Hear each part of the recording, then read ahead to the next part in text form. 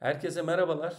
Biliyorsunuz dünya ticaretindeki, ekonomisindeki, siyasetindeki, diplomasisindeki gelişmeleri sizler adına takip etmeye devam ediyoruz. Çünkü çalıştığımız şirketlerin, yatırımcıların, firmaların bu anlamdaki hareketleri yakın olarak takip etmeleri bizim için çok kıymetli, çok önemli.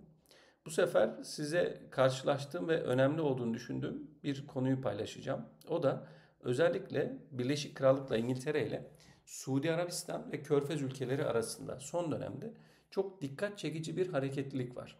Bu sadece ekonomik bir hareketlilik değil, aynı zamanda diplomatik de bir hareketlilik ve İngiltere agresif bir şekilde Körfez'e geri dönüyor. Biliyorsunuz Brexit'teki amaçlarından bir tanesi İngiltere'nin Avrupa Birliği'nin prangalarından sıyrılıp özgür bir şekilde kendi ticari anlaşmalarını yapabilmekti ve şu anda bunun için agresif bir şekilde Körfez'e eski günlerine geri dönmeye çalışıyor İngiltere. Bu kez hedefleri sadece ihracat değil, kalıcı bir ekonomik ortaklık kurmak ve sistem oturtmak. Geçtiğimiz hafta Birleşik Krallık'la Suudi Arabistan arasında 6,4 milyar sterlinlik yeni bir ticaret ve yatırım anlaşması yapıldı. Bu karşılıklı bir serbest ticaret anlaşmasından daha çok bu anlaşmanın büyük kısmı İngiltere'nin ihracat finansmanı kurumu olan UK Export Finance tarafından karşılanıyor. Yani bu bir ihracat finansmanı modeli ağırlıklı olarak. Bunun anlamı şu: İngiliz şirketleri artık Körfez'deki projelere devlet desteğiyle daha güçlü bir şekilde devletin finansman desteğini ve garantili bir şekilde alarak girecekler. Böylece finansman da güven de projede İngiltere tarafından gerçekleştirilecek.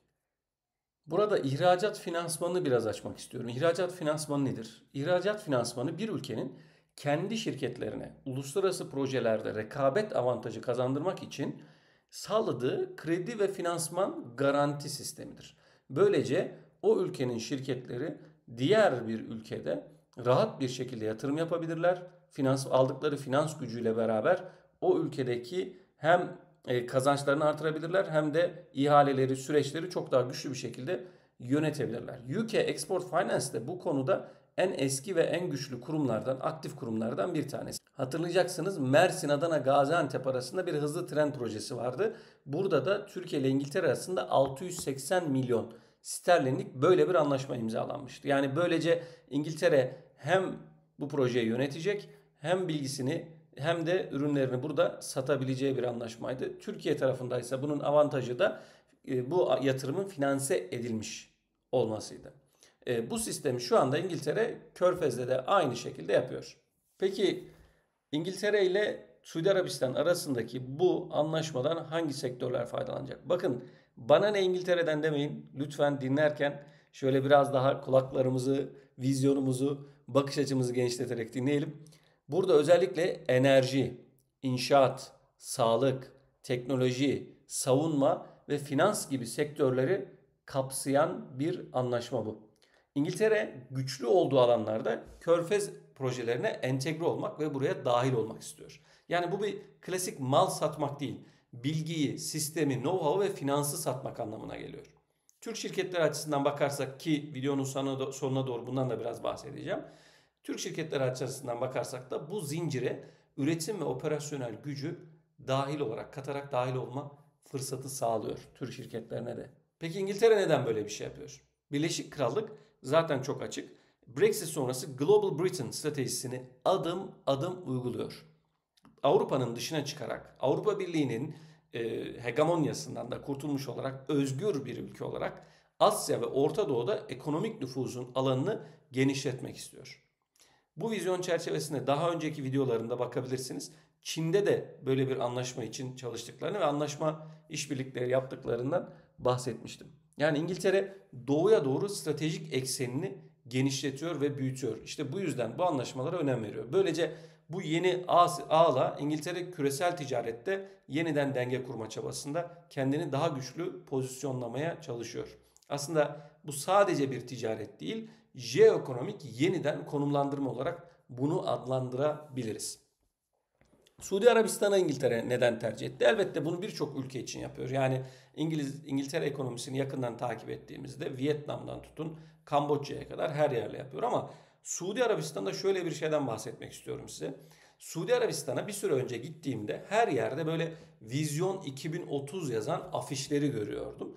Ve bunu aslında birçok ülkede gördüğüm için şimdi ülke politikacılar için tabii Suudi Arabistan'ın bir politikacıya ihtiyacı yok. Çünkü krallıkla yönetiliyor ama ülke politikacıları, yöneticileri için böyle ileriye doğru hedefler koymak aslında bugünü biraz da geçiştirmenin bir yöntemi olarak da uygulanabiliyor. Fakat bu Vizyon 2030'u gördüğümde ne kadar uygulanabilir olduğunu açıkçası tam olarak emin değildim. Çünkü işin içerisinde ekonomi var. Tamam, güçlü bir iradeden bahsediyoruz ama ortada bir halk var. Halkın dönüştürülmesi, sokaklara kadar bunun indirilmesi gerçekten çok zor. Fakat son gidişimde, daha yakın birkaç ay önce gidişimde gördüm ki gerçekten bu değişim sokağa inmiş durumda.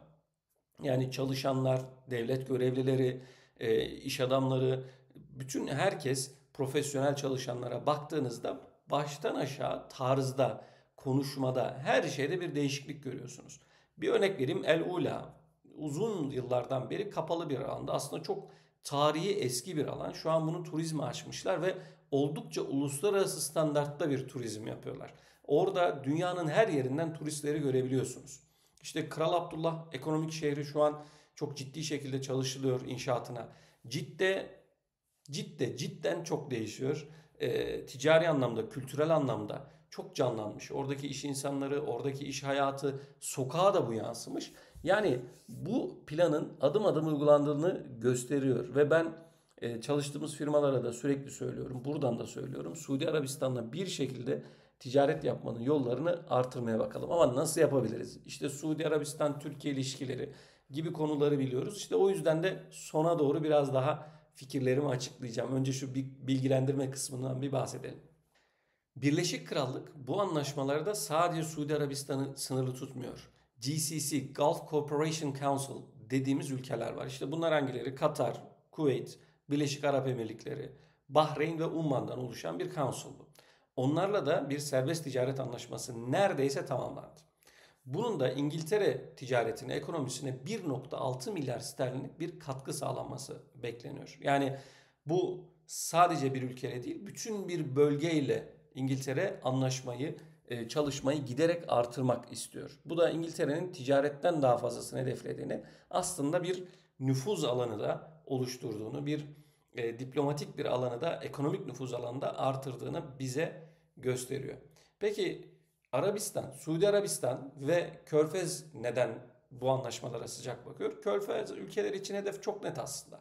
Batı sermayesini, teknolojisini, yönetim bilgisini, know-how'ını kendi ülkelerine çekmek. Çünkü orada bir para var, bir imkan var, potansiyel var ama tek başına bunlar yeterli olmuyor. İşte Vizyon 2030 gibi programlar sayesinde yatırımları çeşitlendirmek istiyorlar, istihdamı artırmak istiyorlar, turizmi geliştirmek istiyorlar. Bunun gibi hedefleri var. İngiltere'yi de burada sadece bir yatırımcı veya uygulayıcı olarak değil, sistem sağlayıcı, bir inşa edici olarak konumlandırıyorlar.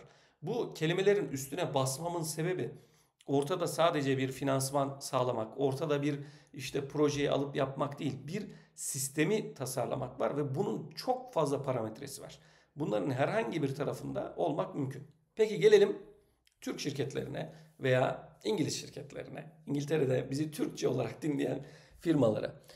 Burada bize nasıl bir fırsat bekliyor? Şimdi Türk şirketleri açısından en mantıklı yol Körfez'e doğrudan girmek değil. Çünkü bu yöntemlerden bir tanesi ve yapılabilir. Fakat siyasi durumlardan çok sık etkilenen yöntemlerden birisi. Yani bu riski almaktansa burada bir benim Truva atı stratejisi dediğim strateji, yani İngiltere'de İngiliz hukuk sistemini, İngiliz finans sistemini, İngiliz şirketlerinin altyapısını ve marka değerini, ticari itibarında avantajlarını kullanarak bir Truva atı yöntemiyle bu ülkelere girilebilir. Burada çünkü bizim yaptığımız iş de bu. Bizim firmalara sağladığımız işlerden, hizmetlerden bir tanesi de bu. Bu yüzden bunun çok başarılı olduğunu da açıkça görüyoruz. Yani Birleşik Krallık'taki bir şirket üzerinden buranın imkanlarından faydalanarak Körfez'e girilebilir. Ortaya da uluslararası ölçekte rekabet eden bir yapı çıkıyor. Ve böylece rekabet avantajı kuruluyor. Ayrıca operasyon ve uygulama noktasında Türkiye hem coğrafi olarak hem de güç olarak, iş gücü olarak ve know-how olarak da oldukça güçlü. İşte buraların arasına sızmanın yolu da bu Truvat'ı veya yine direkt olarak çalışmaya devam etmek. Sonuç olarak tablo artık netleşti. Önümüzde görüyoruz. Birleşik Krallık Körfez'de yeniden etkinleşiyor. Daha agresif bir şekilde buraya giriyor ve Körfez ülkelerine üzerinden de dünyaya açılmaya devam etmeyi hedefliyor. Burada Birleşik Krallık Türkiye Körfez hattı. Daha önce de yine Birleşik Krallık Türkiye Çin hattından bahsetmiştik. Bu üçgende Truva hattı veya üçgen modellerinden bir tanesini uygulayarak veya hepsini birden uygulayarak önümüzdeki 10 yılın yeni ticaret ekseninin içerisinde bulunmak lazım. Bunun için de doğru yerde olmak gerekiyor. Doğru işbirlikleri yapmak gerekiyor. Tek bir şirketle bunun olması çok zor. Doğru işbirliği modelleri, güvene dayalı doğru işbirliği modellerini konumlandırabilmek ve bunların inşasını yapabilmek gerekiyor. Burada sadece şirketler için değil, sektörler ve ülkeler için de çok büyük bir fırsattan bahsediyoruz. Hepinize çok teşekkür ediyorum. Uluslararası ticaret, pazarlama, kültür alanlarında beni dinlemek isterseniz kanalımıza abone olun. Bu cümleleri kurmakta da o kadar zorlanıyorum ki yanlış kuruyor olabilirim. Yani takip edin. High Branding'i bizi takip edin. Ben de elimden geldiğince sizlerle paylaşmaya devam edeceğim. Hoşçakalın.